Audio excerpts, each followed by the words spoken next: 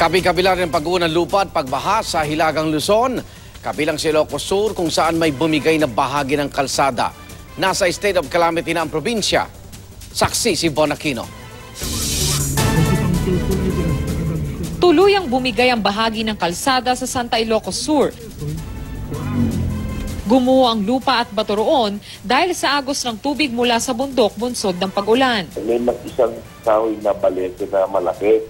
Pinulak po ng tubig yan at saka mga pato, nung nalaglag po yan, hinila niya rin po yung portion ng kalsada. Tapos daan-daan po naman na hinira niya na dahil sa malakas na tubig.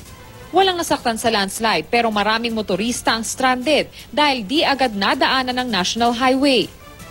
Patuloy namang isinasaayos ang nasirang bahagi ng kalsada. Ang bayan naman ng Santa Cruz na napuruhan sa pagbaha lalo na ang agrikultura isinailalim na sa state of calamity. Sa Nagilian Road problema pa rin ang pagbiyahe dahil sa mga tipak ng bato at lupa. Nag-uulan pa. Kabi-kabila rin ang landslide sa Cannon Road na isa pang daan patungong Baguio. Ginawang isang lane ang apektadong bahagi ng kalsada kaya pakiusap ng DPWH sa mga motorista. Huwag maging pasaway ngayong patuloy ang clearing operations. Hindi ko naman sinasabing 100% na safe.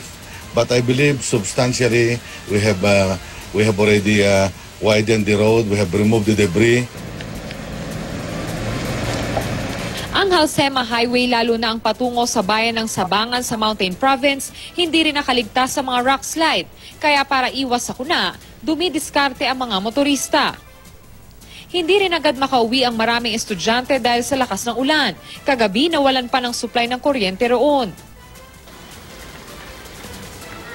At sa bayan ng Lapas Abra, problema naman ang pagbaha kaya nagbabalsa ang ilang residente para makauwi. Ako si Von Aquino, ang inyong saksi.